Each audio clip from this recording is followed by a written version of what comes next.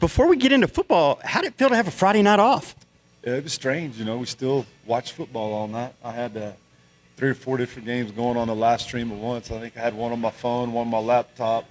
I was getting updates from Tag and Holt from the Dalhart game. They were there and had the Iowa Park game on. So it was weird being home when there was football being played, but it was nice to kind of relax a little bit. It's funny. I feel like everybody found their way to a game or watching a game because that's what we do in the fall. Yeah. Let's talk about that Dalhart Muleshoe game real fast because that kind of had a unique finish that you typically wouldn't see. Dalhart trailing by 2, driving, turned the ball over on the Muleshoe 15. Muleshoe leads by 2, but they know the implications of the point spread, needing to win by 10 to get the 2 seed. They went on a drive. Have you seen that before come into play in a last game of the season kind of situation? Yeah, I mean, the points still can come into play for sure, and it's just really weird, how that kind of ends up, working sometimes. And we knew that going into it that there was a possible if Muleshoe won, there'd be a 3-way tie. Then it came down to plus-minus points.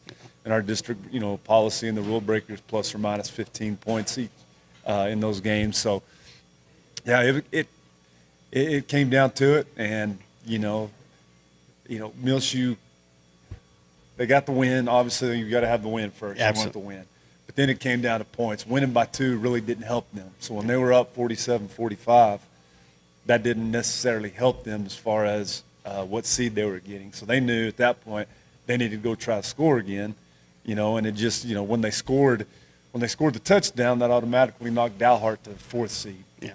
But then if Muleshoe gets the 2-point conversion, they're the 2 seed instead of 3. If they kick the extra point there, then they end up tying Shallow Water, and then they flip a coin on Saturday to see who's the 2nd, 3rd seed. So it got crazy. The other game I was watching with Brownfield Slayton ended up the same way. Yeah.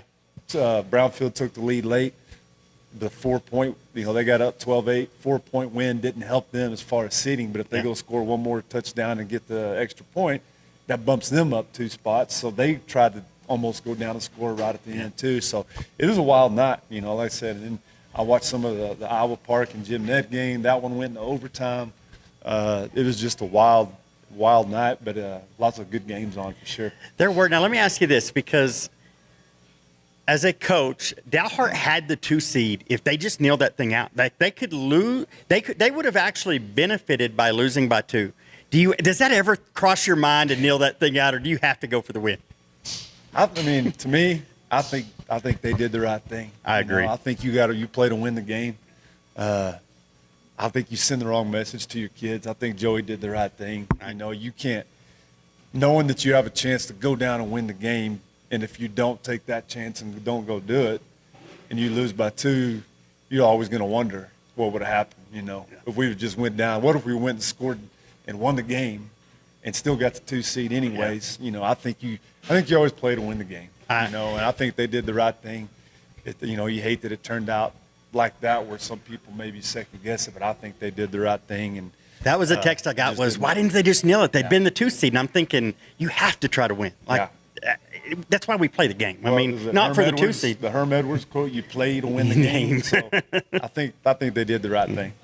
So it's been 2 weeks since we got to chat, and obviously coming off of the bye last week, everybody's starting to feel good. I felt like even picking Parker up today, there's a little more energy coming out. Like everybody's a little less sore this week. Yeah, it should be. I mean, we've had very limited contact last week of practice, and then obviously didn't have the Friday night contact. So, we should be feeling pretty good.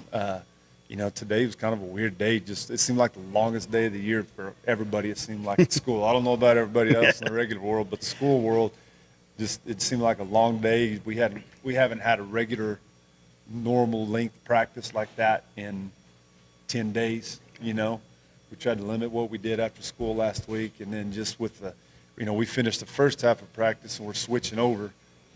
And it felt like, just looking at the sun and just normal, it felt like we should be finished with practice. We still had half of practice left. So it was a beautiful evening, beautiful day for practice. But, yeah, I think we're feeling good. We got to sharpen up some things and be better tomorrow and start getting ready, because we're short week this week, playing on Thursday. So you try to cram as much in you can, and combine maybe some of the things you do Tuesday in with Monday as well. maybe change when we do our lifting. We'll still lift twice a week like we always do. Won't ever change that. But, yeah, I think our kids should be fresh and ready to go. And before we get to Brownfield, one of the things that always is a part of that maybe goes unseen is getting to the short week and the Thursday night and the stadiums and all that. Talk for a second, just kind of, because you had names on stadiums ahead of time, and as when we talked, and so how much planning has to go into the administrative side before you can even get to the game plan? I started probably getting my name on lists about week 7, 8. Started calling, Canyon and Lubbock and Big Bivens and all these places. I mean, I'm telling you, I think my name is on the list 7 or 8 different places for round 1, and you still don't know until Friday. Sometimes you do, but we didn't know for sure until Friday at 10 o'clock after that game was over with. So, and that's one thing, you just learn after doing it. You learn a little more each year, probably in anything you do. In my job, I think I try to learn more each year. And one thing you learn about that's, year 1, fortunately I worked with and for people that were really good at that, and Coach Thomas is really good at that and let me in on some of those things and helping out. And I think that helped me prepare for that. But you learn, you got to start thinking of those things way ahead. I mean, we're already on lists for round 2 and 3. Hopefully, if we get to that point, you got to, plan ahead, because if not, you'll run out of places to play. Yeah. So, playing on Thursday night with Brownfield, having got to watch them, they have a new coach this year. Came over from Coronado, I believe, the defensive coordinator. So, what have you seen from Brownfield that you kind of expect, that you're already thinking ahead of? This is what we expect to see on Friday night. We told the kids this morning. They're an athletic football team. I mean, you watch them play, and they do some really good things. They have some big offensive linemen, defensive linemen, scrappy running back, scrappy quarterback. They have some receivers that are long and rangy and athletic, and they'll go up and make some plays in traffic. One of their last touchdowns they scored to win that game, just a jump ball in the corner of the end zone, kid goes up and gets. So, they're a talented football team, and have a little bit of youth, and I think that's why you see about 5-5 top record. But they're a scary team. We respect them because we've seen, what they can do and what they're capable of. So we got to be on our A game, be ready to go.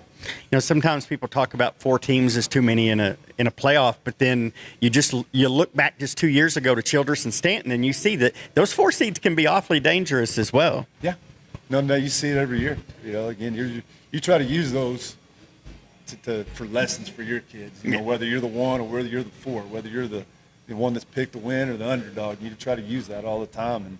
And I think our kids are mature enough to understand that you got to respect everybody and fear nobody. But I think we'll be ready to go come Thursday. So next week is going to be a busy week for the Falcons if everything goes according to plan.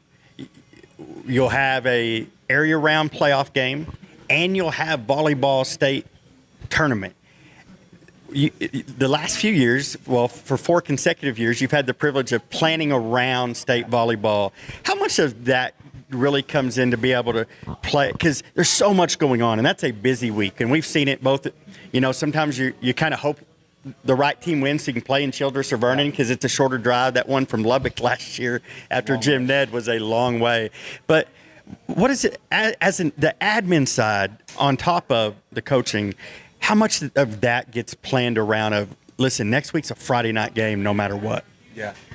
First of all, it's a good problem to have. That's the kind of problems you like to have. Amen. Those are the ones when you have so much success and your teams are going deep and winning, those are the problems you like to have. It can be a little tough, but, that's what you do it for. You see those kids and those coaches have, success and go deep in the playoffs and go to the state tournament. So we hope that we're talking about this next week and having to make those plans and schedules, because that means both won and we're doing what we want to do. So it can be, it's challenging. There's a lot going on, like you said, but, Coach Culpepper does a great job, handling.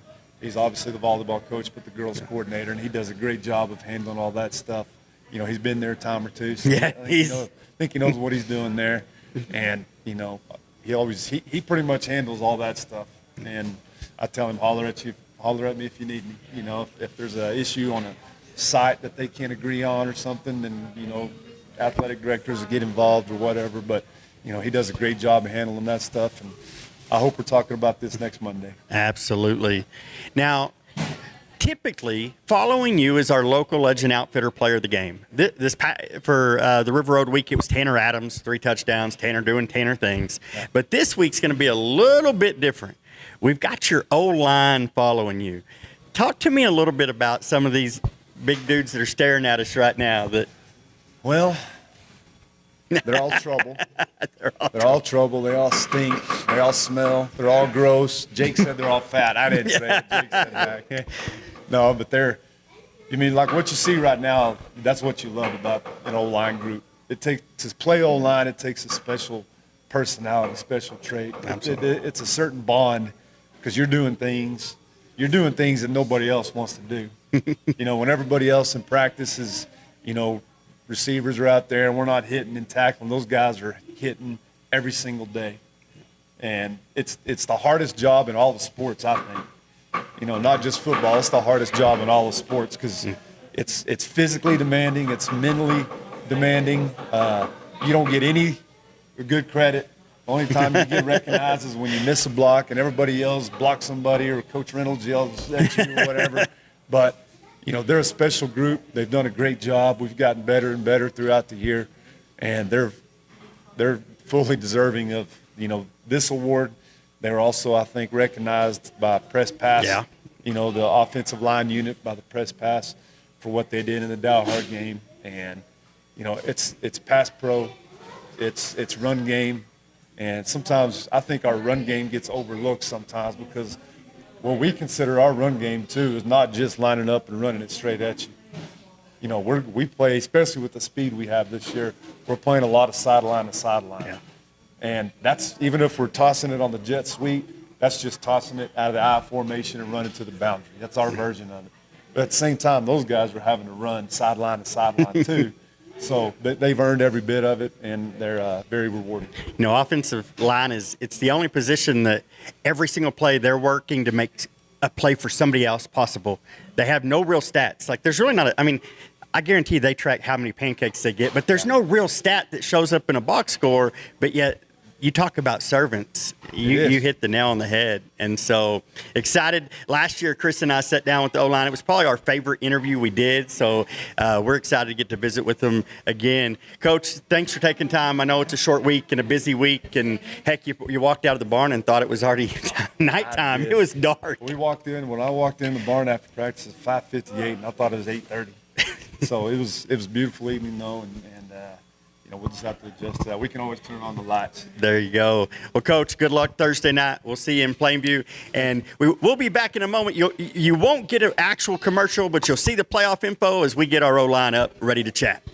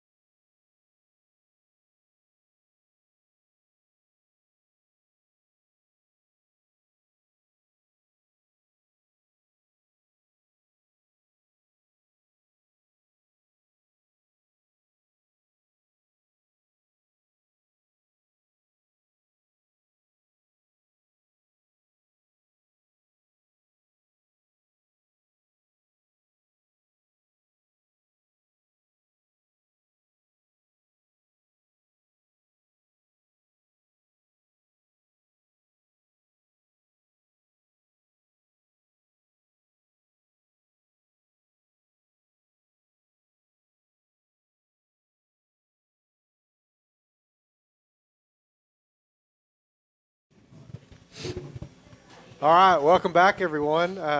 Chris Welch here with Stephen Lyles. I have joined the crew tonight. Normally, I don't get here till a little bit later.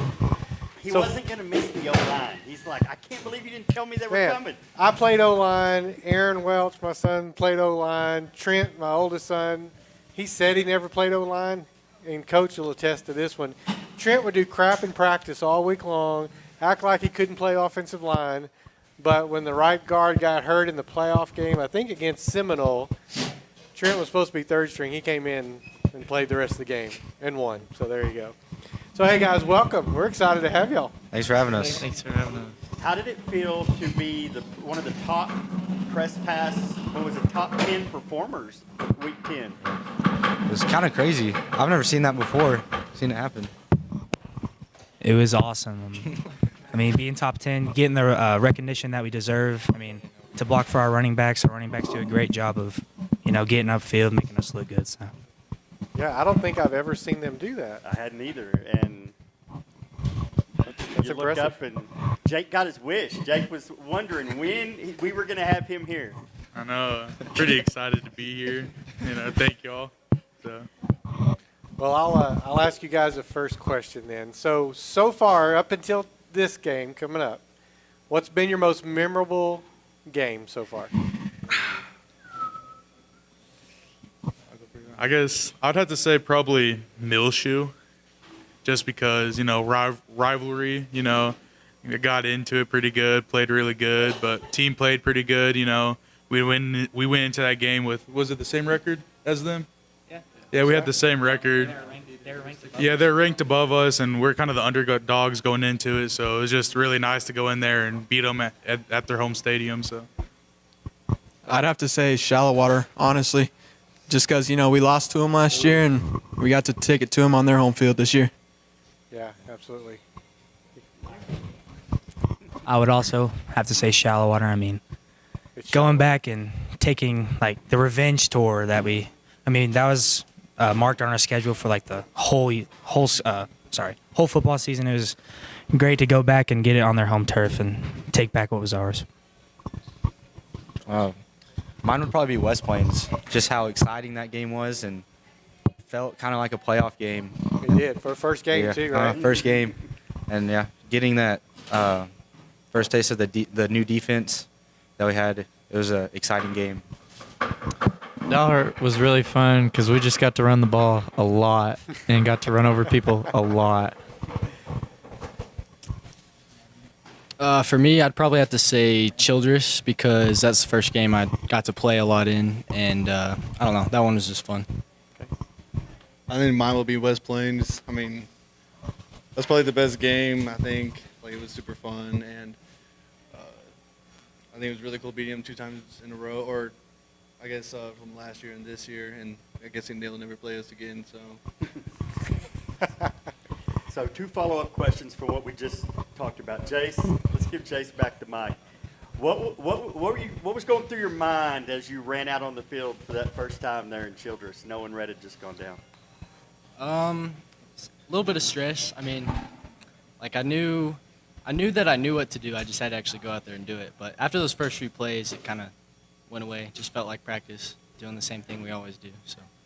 And as one of the younger guys, it didn't. Every time he came off the field, I felt like Rhett met you and y'all talked. Oh, yeah. How big was that to have a senior be able to impact the game? And Rhett's trying to impact the game any way he can, and when you can't be out there, how big was that to have Rhett around to help kind of navigate some of that? It was super, super helpful. I mean, he was watching my snaps, making sure they weren't getting too high or too low. Letting me know how those were.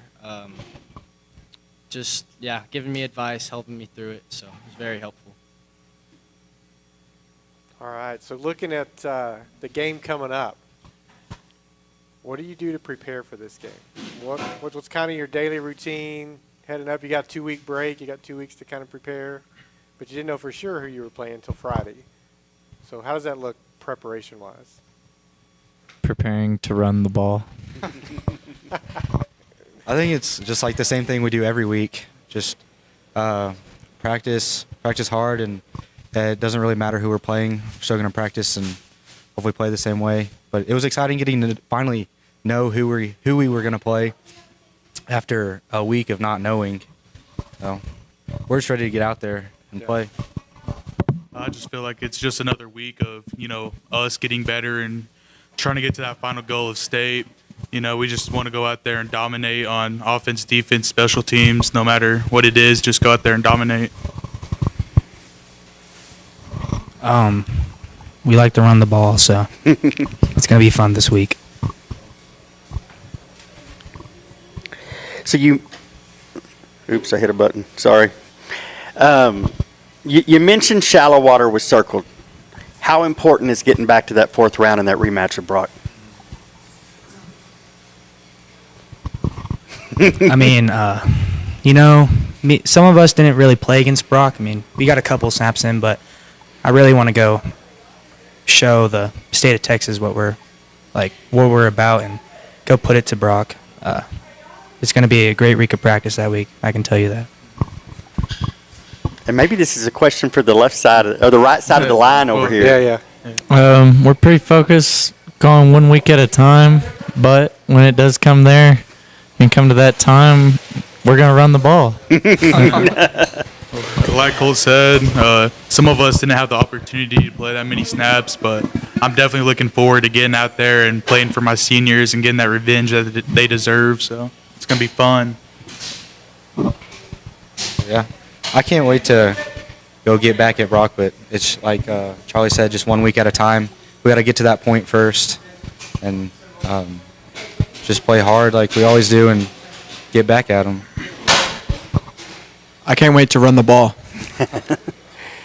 So how important is it? So I know, having played offensive line, and boys that play offensive line, but how important is it that this group is a close group? How much of a difference does that make when y'all feel like you can call each other, talk to each other? It's extremely important, especially with the amount of communication you have to have every play and every down, every drive. There's a lot that goes on with us five up front. We get multiple defenses thrown at us, multiple blitzes thrown at us every game. We just got to keep our eyes up and communicate really well.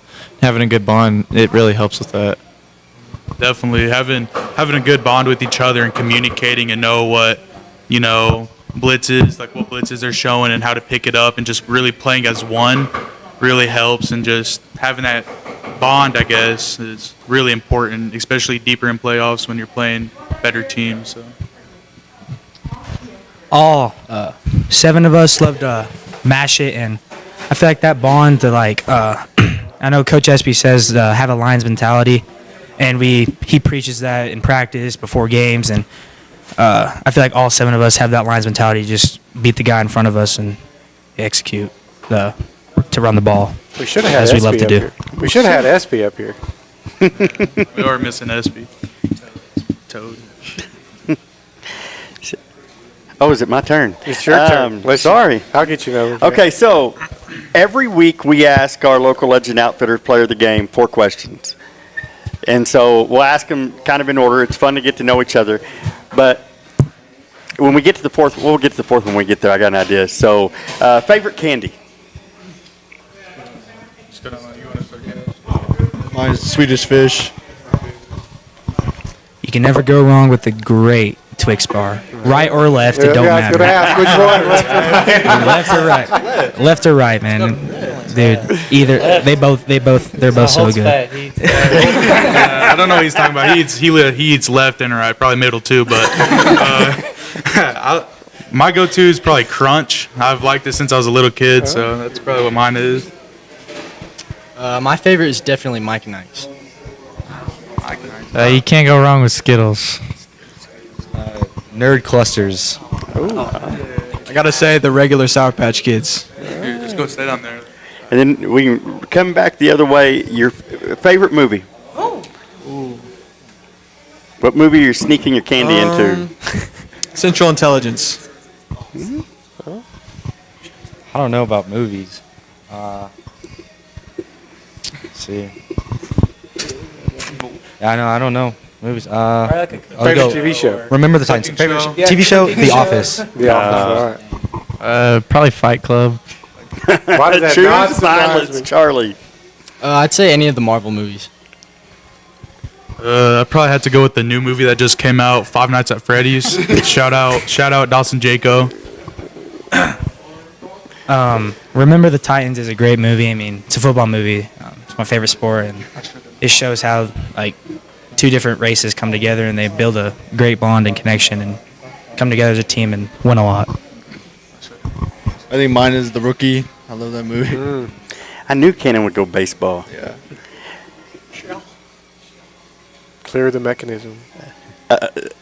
When you're not playing football or baseball in Cannon's case, what's a hobby? Where will we find you? Oh man. Not gonna lie, probably in my bed watching a movie. I'm always Homebody. Yeah. Yeah.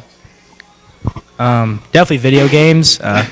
That new Fortnite OG just came out. I mean, been grinding it with all these people. It's been great. And then probably my second hobby is probably eating. So I'm a big boy, so I love eating. I'd probably have to go with. I don't know why I want to say eating, but yeah, eating's definitely a big one. But with playing video games, Fortnite just came out, Call of Duty's about to come out, so I'm looking forward to that. And I just like staying home and being around my family, I guess. I'd have to say watching movies and then just traveling. I really enjoy eating and playing video games. I'd be just staying at home or going out somewhere with friends and just hanging out. And just hanging out. Mine is eating and probably the gym. So y'all didn't mind coming to a barbecue joint tonight at all, did you? No. Not at all.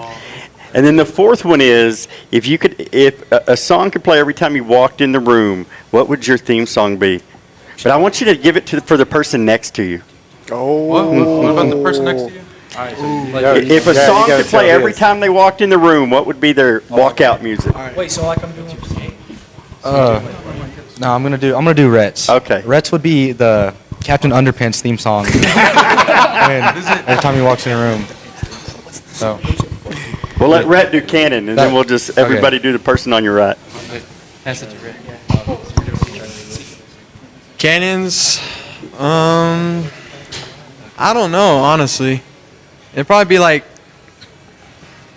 a Metallica song, probably. Probably Seek and Destroy. I got you. Oh, I think the Veggie Tales theme song. For Holt? Yeah. That's pretty good. He doesn't like veggies. I know I'd say for Jake, Five Nights at Freddy's theme song, the remix. Like the hor. Yeah, that one. It goes hard every time. Reminds me of Jake. That's like a great pregame song to listen to with Jake. So. Oh man, Jace's theme song or that's hard. I probably have to go like Milkshake. Isn't that the milkshake? Like my milkshake brings all the boys to the yard. Yeah, probably that one. I don't know. For Charlie, I'd say Fuel by Metallica. For me, Ty, he reminds me of Happy Meal. It's like the ba-da-ba-ba-ba. All right, so let's continue. Who wants to do Jaco's theme song? Wait, we're going to do you next, Coach. Yeah,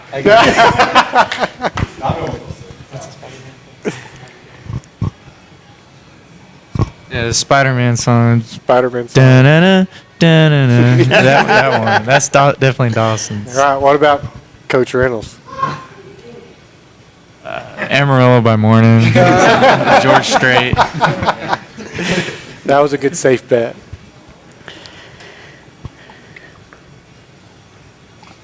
You got one more? I don't. My mind just drew a blank. I'm like, because I've asked the same four for 11 weeks in a row. I'll ask one more. Funniest bus moment.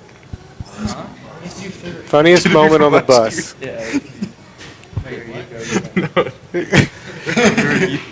Funniest appropriate bus moment. Oh my Funniest marshmallow ball. Hey, what were you saying, Whataburger? What were you saying? I think No, it was like. was it Childress?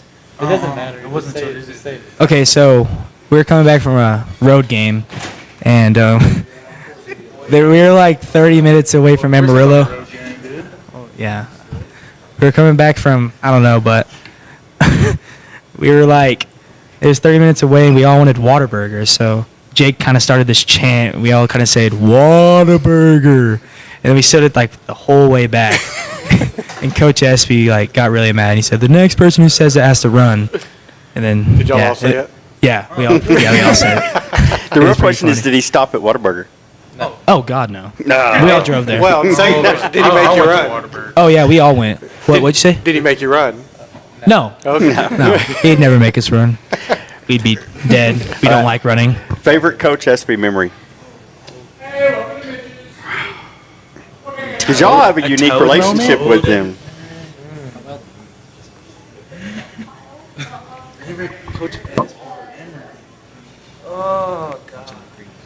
Oh my gosh.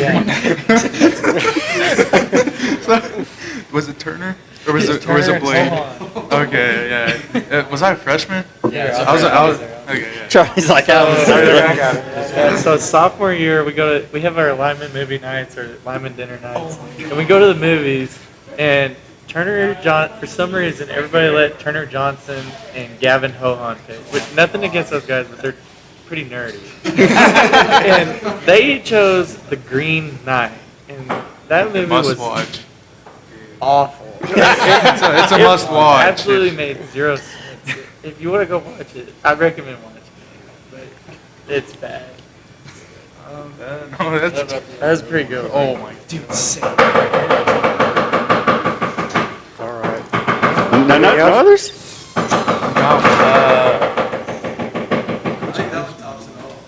That one tops it That one all. tops it all, definitely. Wait, what's one where he got really mad? Oh my gosh. Wait, we can't say. This one was this year. Uh-oh. think it was like Oh, the switch. Switch mics. I think this one got. That one went dead. I'll eat that other battery. Is it on? There you go. That one's on. This memory was from this year when Tommy Tabor was playing the air guitar during our walkthrough. It was so funny, Coach. It was Wednesday, and Tommy was just jamming out to the rock song. It was so funny. I couldn't. It was so funny, man. SB was livid, but it was a funny memory that we all share. Well, I So think- Jake, give me your final thoughts. This is My final thoughts on what? just whatever you got for us, man. whether it's the game or Oh, the game? No. Yeah, I'm just really excited for this journey that we're about to go on, this ride that we're about to, go on. And I'm really excited to play with these brothers that, I've got really close to over these past weeks, and really excited to see where we go, I guess. good deal. Well, I'm men, thinking. best of luck. Y'all have played a great year so far, but now you're 0-0. I love you, Dawson Right. Jaco. I love you, Dawson Jaco. I love you, Dawson. I love Dawson Jaco. Love you, Dawson. Love you, DJ. Love you, Dawson Jaco. Wait, let Canada. Dawson's my favorite QB ever. Jake is fat. I got one last thing to say. I really hope Dawson's watching this, but what time is it? 7:34. 34. Yeah. Well, I'll be on Fortnite about an hour, Dawson. I better see you on, buddy. Well, gentlemen, thanks for taking the time. Good luck as you head into the next 6 weeks, and after that, we're gonna have you back on. Get your final thoughts there. All right, thanks, guys. Thank you. You need help up at your booster seat? We'll be right back after this break.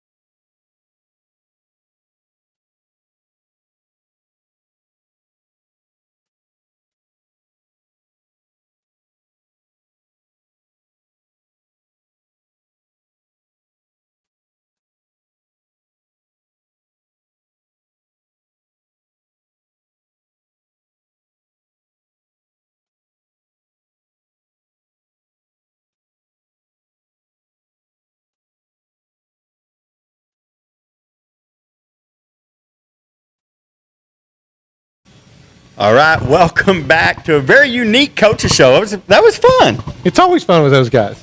The linemen are always the funnest. It's funny because Selfishly said. they, between the whistles, are a mean and very angry group. Like when you watch them play, this was one of the most physical lines we've had. But man, you get them. That's because they've relieved all the stress. There's no more stress to give. I mean, when you're down in the trenches and you're knocking knuckles and you're just hitting heads the whole time, when you're done, any tension is gone. You've relieved it all. I had not thought about that that is a really good point. But they are joy, and they're fun to watch and easy to cheer for. Yeah, no, they are. And you know, I love, and it's year after year, you know, we get to see this with those linemen. They're close. They're probably some of the closest on the field by far. And because, I mean, honestly, it's like soldiers. They go to battle every game, and you got to trust that the guy next to you is doing his job, the guy on this side is doing his job, and you got to communicate. And if you watch this group play, you know, week after week, they get better and better and better because they get more familiar with each other. It's great. I love. I mean, I've coached it for years. I played it as well. I love the offensive line because they don't get a lot of credit most of the time. And so for that to come out in the paper, wow, that was pretty cool. Yeah, and obviously Kel does a great job covering Kel Steve with press pass. And so when I saw that, I thought, good job, Kel. Like you can tell it was a football. Paper, sorry, it was a football guy that picked it because you have to know football to appreciate what those guys do. Yeah, because you can always pick, you know, the big plays, whether that's offense or defense from what they would call skilled positions, right? Yeah. But none of that happens unless that front 5, 6, 7 is working well together. Yeah, so now we got a bye week. We got a little break. Now we get ready to head to Plainview Thursday. Have you had a chance to look at Brownfield at all? A little bit. Saw a little bit of film on it. Not too worried.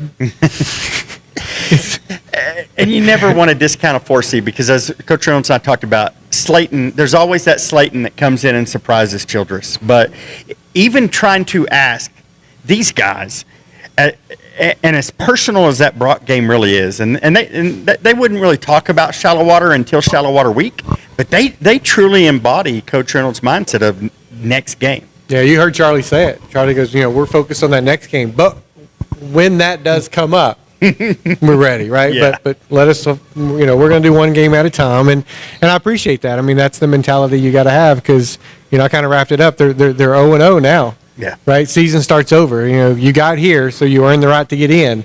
Now it starts over, and it's you know, win or go home, and this is where a lot of states only have 4 games to get to a state title. Texas got 6. Yeah. And it's a gauntlet. I mean, and I'll say go find me another state other than maybe Florida that has that level of just week in, week out competition. And you're right. You know, 4 seed can definitely trip up a 1. You know, I've watched enough film on this one to say I'll lock it in. So, well, and speaking of 4 seeds, Dalhart's a 4 seed because of the way the points fell. Yeah, that's a different story. And I believe Dalhart will be a 4 seed that beats a 1 seed. I agree, and I think our district's going to do very well in this first round, just like last year they did as well. Yeah, we swept everybody last year. Now, obviously, we're fans, so we get to look ahead. Other side of that bracket is Jim Ned Whitesboro. You got some thoughts there of maybe who you'd rather? I mean, we saw Jim Ned last year, and obviously we know their quarterback, do everything, Beasley, went down week 3, and it took them a couple weeks to find the next guy. But it feels like they found him. And even in a dogfight last week, they found a way to pull out a win in overtime to get that 2 seed. Yeah, I think Jim Ned's going to be a rough game for anybody that you play because they've kind of got that fight spirit. Yeah. They're not going to be the team that blows you out probably or blows somebody out, right? I don't see them as that team right now. Yeah. I think they're in a dogfight every time. But because they've been in a more than one dogfight, that's a tough team to play. I think because their mentality is we're just going to figure out a way to win. And if that means we change schemes, we'll change the scheme to figure that out. So, but I do see that as being a tough game. I think if it comes down when we're playing them, I just think the amount of weapons we have right now and the cylinders we're hitting on, and I see us getting over that mountain. Yeah. But you don't look past the Jim Ned. No, or a Whitesboro. Or a 'cause Whitesboro. It could. The other half of that game is Whitesboro, and it That's a wasn't 2 and just a 3. It wasn't just too long ago that Whitesboro was sending us home in the second round of a playoff matchup. Yeah. No, well, that whole district over there, too, with Whitesboro is a tough district as well. And so I think Whitesboro, depending on which Whitesboro team decides to show up, they've been a little bit Up and down, up and down this year, at least looking from record and stories I've been reading on Whitesboro. If that good Whitesboro team shows up, I think they beat Jim Ned. I think that's an upset. I'll call it a 70-30. I think Jim Ned wins that game, but I don't discount Whitesboro in any way, shape, or form. not. You can't discount anybody coming out of District 4. It's kind of like 'Cause they District got a 2. gauntlet They're going to run. be, if you make the playoffs, you've done something. Yeah. And so now when you looked across, and I know you're a lot like me, when the brackets come out, you look. Were there any other games that jumped out to you? Maybe not even by classification, but just games that you're thinking, I can't wait to see that one? You know, I look out in East Texas, and there's some great 3A games coming out from the East Texas perspective, and I won't go down that road. I could be there for a while. I'm really anxious to see what West Plains is going to do. Yeah. You know, they've got an easy first game, I think, but that 4A bracket gets pretty interesting pretty quick. Fast, yeah. And so, you know, West Plains hasn't lost since we beat them, right? So they're undefeated other than that one game. I'm anxious and excited to see what West Plains can do as a school that's only in their second year. Yeah. Made a decent run into the playoffs last year as a first-year school, which was pretty amazing. But, boy, they have gelled this year, and they're pretty exciting to watch. So, for me, I'm anxious to see what West Plains can potentially do. And I think they sneak up on some people, to be honest. Well, and they went 3 rounds deep last year, and, Yep. and they were young. I mean, a freshman quarterback in Reed Macon, and they still don't have. I mean, Jordy Hernandez is a senior, if I'm not mistaken, but there's still not a lot of seniors on that team, and they've really, in a very short time, built themselves into a powerhouse. And I think most people in these publications have forgotten about week 1 because the Globe News has them ranked ahead of us. You sent me another ranking that had West Plains That was ahead Max of us. Preps, Max I'm like, fellas, did y'all forget that we actually played the game? Yeah. And we've been head-to-head, and we won that game. It was a great ball game, but we were head-to-head and won the ball game. The other one I'll say is down the road, if you're looking down the road, and I see it coming again just like last year, is Canadian and Gunter. Oh, no doubt. That state semifinal game, that will be the state championship game in Division II. Yeah, and that may be one that hopefully we're playing that night too. If we're not playing that night, you want to go to I may go find that game because that's going to be an interesting ball game for sure. Well, and I'll do credit to teams like Jacksboro who went 10-0 and they're ranked, I think, number 5 or 6 now in Division II, and they're having a great season. You don't want to take anything away from those guys, but when you get to 3A Division II, it's Canadian and Gunter, and then there is a distance before number 3. They are head and shoulders. That may be the same for 3A Division I. They may arguably be the 2 best teams in all of 3A. Watching Canadian play and then watching what they did to just dismantled Randall as well. Oh, you know, watching that, and that's a 4A Division I school, right? Randall is? Yeah. It's a 3A Division II school. Right? They're punching up 3 classifications in terms of football. I tell you who they remind me of, and they're not as big, obviously, and they're not as quite as athletic as that. They remind me of watching Carthage last year in that state title game. Oh, man, they were impressive. And they're better this year, by the way. No doubt. I think so. But you know, watching Carthage play last year, then I watched Canadian that first game. Man, they were in midseason form in the first game. Yeah. That was impressive. But yeah, if you look across the rest, Carthage, they're rolling again.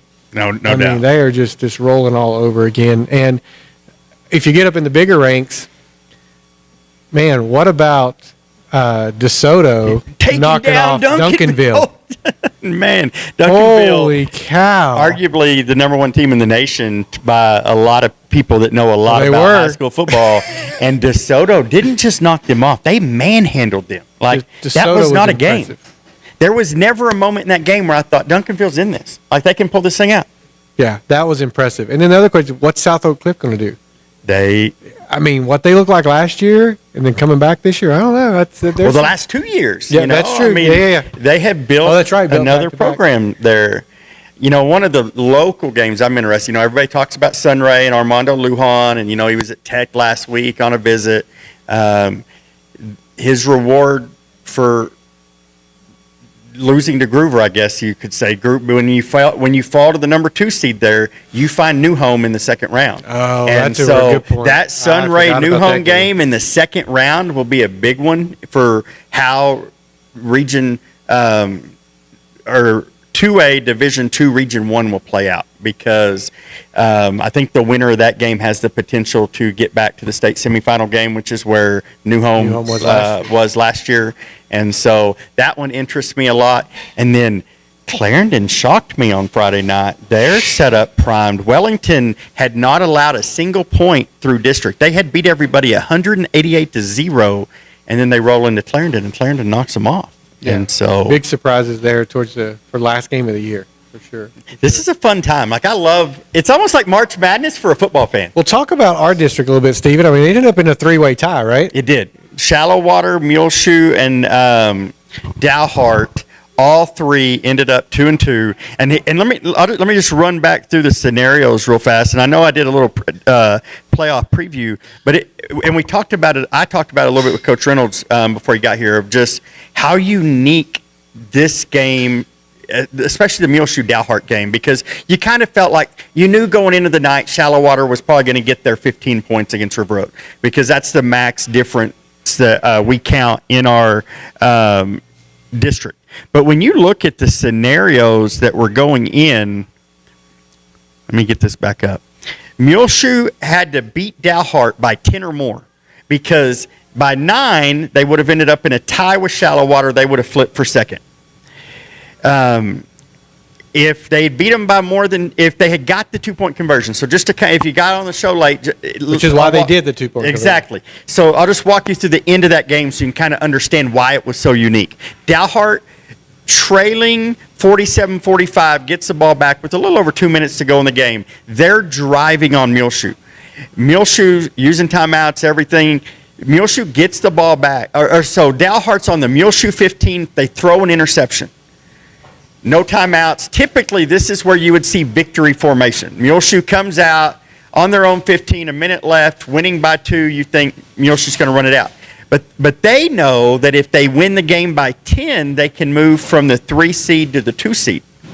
And so they drive the field in the last minute. They score on the last play of the game to take an 8-point lead. Had they kicked the extra point, they would have turned around and flipped a coin on Saturday morning with Shallow Water, and that's a 50-50 ball game. So Coach Reed decides to go for 2, so he owns the 2 seed outright. Yeah. Not Coach Reed, Coach Richards. Yeah. Sorry. Coach Richards goes for 2. They do not get it. So Shallow Water ends up with the 2 seed, and none of us saw coming. I mean, after Dalhart beat them, and with the beating that we gave them, you kind of felt like this was going to be Muleshoe Dalhart. One of those was going to be the 2 seed, but just the way it all kind of fell with teams beating each other, it came down to point difference, and Shallow Water didn't have to. I mean, all they had to do was take care of business and let it shake out, and they could be Shallow Water could have been the 2, 3, or 4 seed, and nothing that they did. Roger, have a good night, buddy. See ya. Nothing that they did really played into it. It all came down to what happened in Dalhart on Friday night. That's just crazy. And we saw it starting to shape up, that this could be that 3-way tie, which is really interesting. And, I asked Coach Reynolds, because somebody had texted me on Saturday, why in the world wouldn't you just kneel it out and take the 2-point loss and be the 2 seed? And because that, in theory, and I get it from a fan's perspective, a 2 seed sets you up a little bit better, especially in that first round. You're not playing, instead of playing Denver City, they're playing Slayton in the first round, which you have to like your chances a little better with Slayton than Denver City. Denver City has dominated District 1 for a few years, and Slayton is down in numbers. They'll be moving to Division 2 next year. But as Coach Reynolds said, man, if you've played the game, you have to play to win. Like, there's no other reason to play. And so Coach Reed made, in my mind, made the right call. You have to go try to win that game. And just trust your defense if something happens to make the stop. But unfortunately for Dalhart, they end up the 4 seed, which here's what's crazy. If they beat Denver City, now they're sitting pretty because that's now they're considered the 1 seed and they get a favorite matchup, in that second round. And so it's all interesting. That's for sure. It's a fun time of year to start trying to look ahead and predict your bracket. And so if you don't have a bracket, we'll post one you can print out and kind of start mapping it out. But, we'll put a graphic up. We should be able to put a graphic up off the computer. We'll do that for y'all on Thursday night. So, so Thursday night in Plainview, 7 o'clock.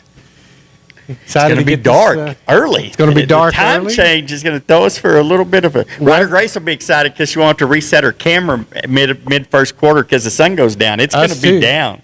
Oh yeah, us too. The cameras, man.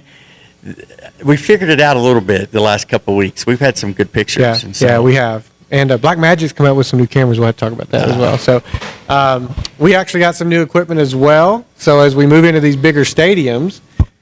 We've got some different equipment to help those cameras be able to set in good locations for you as well. So that's exciting for us too. So, but 7 o'clock against Brownfield in Plainview. Is that a shared stadium with the football team? With Wayland? That's a really good question. I don't know. I don't know if it is or not. I'll text the former Wayland player and find out. So. He's coached down in Lovington, New Mexico now. He coaches wide receivers and D-backs for Lovington. They're pretty good, too. Lovington, New Mexico is pretty good. I think they won state last year. There's some good football in New Mexico, too. You start looking across the border. But, man, I could talk football all night. Hey, shameless plug for my little one. Press Pass is doing a feature article on their youngest photographer. Ryder Grace has been shooting for Press Pass for weeks. And so it's cool to see our Falcons we get excited because every Saturday when they post articles about 3A, you see our Falcons and their photos that she's taken. And so she got to sit down and be interviewed. Not often does a 10-year-old have to, and so she sat down. And so be looking for that. That'll come out in the morning or sometime tomorrow. Kel told me it'll come out tomorrow. So just shameless plug for Ryder Grace because that's pretty cool.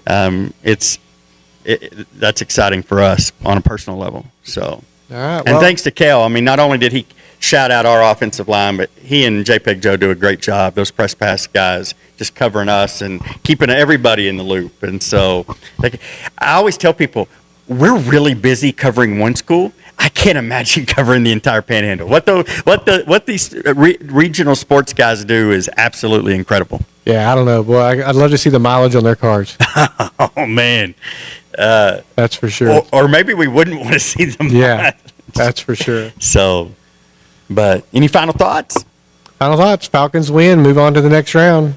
I'll lock it in. And I'm going to bet that's going to be a Friday game just because Lady Falcons, they play tomorrow night in Dimmitt against Lubbock Cooper Liberty, looking to make their 5th consecutive run to state. And so they win Tuesday. They'll play Friday, Saturday in Lubbock for the regional tournament for an opportunity to go back for their, 5th straight state tournament appearance. That's awesome. Incredible. That's awesome. Well, I'm so thankful it's on a Thursday night because we're leaving Saturday for our vacation, little getaway, and it leaves at 5 a.m. in the morning. You're going to struggle really hard on Saturday, I bet. Yeah, so I was very happy when it came out Thursday. I'm like, yes, I can go to bed early before I have to get to the airport at 3:30 or 4 in the morning. Well, I mean, even if you had to step taking a nap in a hammock by the beach just doesn't sound like the worst situation for a Saturday afternoon. I'm looking forward to the beach. It's raining though. It's forecast is for rain, but I go, it's still better than being anywhere else. Are you going to Belize? We are going back to Belize again. Jake was telling me his mom's in Belize this week, and so it's like the place to be right now. Oh, well, there you go. Should talk to Jake. Yeah, definitely. We are going back, second time. So it's going to be fun. But first, we got football. Yes. And I will be back in time for the next football game, so no worries. It's funny. We plan our falls around the football game. We definitely do. So somebody said, why are you coming back on Thursday? Why don't you stay the rest of the week? I'm like, because I got football on Friday. That's right. I've had football since 2015. I've been doing something on football Friday nights. Actually, a lot longer than that, probably. So, well, y'all, thanks for tuning in. For Chris Welch, Stephen Lyles, Mitch's Barbecue, we will see you on Thursday from Plainview. Go Falcons.